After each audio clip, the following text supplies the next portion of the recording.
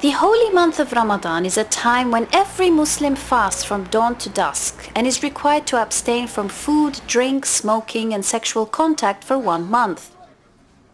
Going without food and water for a period of time during the day can be difficult for some people, but it has numerous benefits. Aside from the health benefits, it teaches us to have patience, hope and a sound and vigilant conscience. It is commonly regarded that going without food and water for several hours can be difficult for many Muslims, especially in the West, where, for example, Muslims have no choice but to work throughout the whole month of Ramadan. It is further assumed that Western culture is not a good environment for our children to fast, as they may be influenced into eating and drinking during the holy month. The fact is we're Muslims and we have our own religious duties and cultures, but we're in a country that has accepted us, or we're in countries that have accepted us, and they offer us good things as well. Now, one way we can do that is promote Ramadan and fasting as something that's good for everyone, whether you're Muslim or not.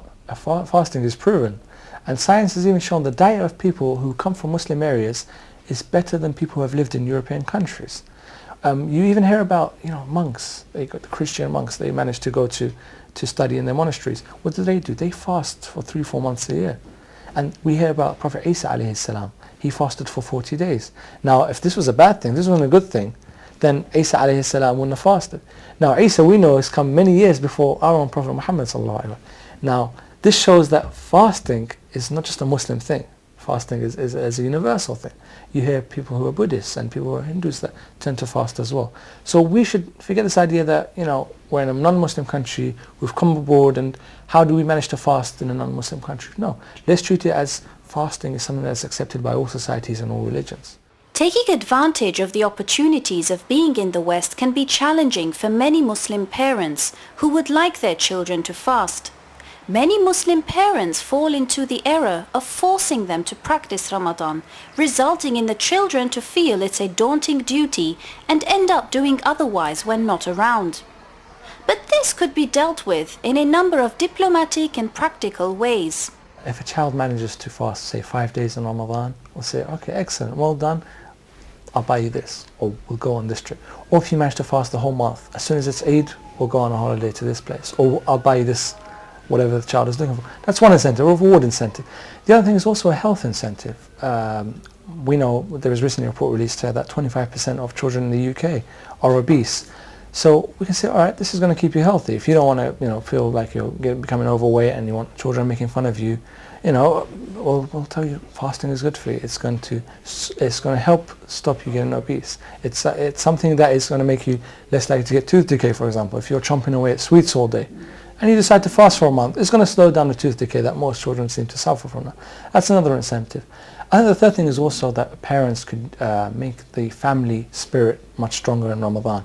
If the father's gone to work and the mother's working and the children at school, when they all meet together to break their fast with a neighbor, for example, with a family friend or at a restaurant, encourage the child that, fasting is not so bad, it's not just hunger. At the end of it, we tend to eat nice foods and we'll meet other friends and families. We might even go out and somewhere else to break our fast. So you can use a number of incentives to encourage children to fast. But what about when our children are found with some of their non-Muslim friends? Peer pressure in some cases could be very likely to influence them to go without fasting. If we challenge the norms of what our peers expect, so if you manage to fast, well, no biggie, and you're just making yourself hungry. No, actually, I'm going to be better at studying, I'm going to do better at sports, I'm more alert, and let's see if you can fast. Everyone can eat chocolate all day, but can you manage to fast? That's a hard thing to do. Can you manage to go a whole day without eating your favorite kind of food? So you can use peer pressure to your advantage rather than it being to your disadvantage. Also, I think being unique, being different is something special, and it's what makes someone great. The fact that you do not act like everyone else in the crowd, the fact that you can do something no one else can. That's what makes someone great. Well, with that in mind, and whatever the environment, Muslims can find the positive forces and use them to their own advantage for spiritual change and growth. Being in a different environment makes it more important for us to understand and appreciate its advantages and accept the fact that there is a reason for everything, both for parents and for children. For Mishmash, this is Alice Iskander, Saudi TV Channel 2, London.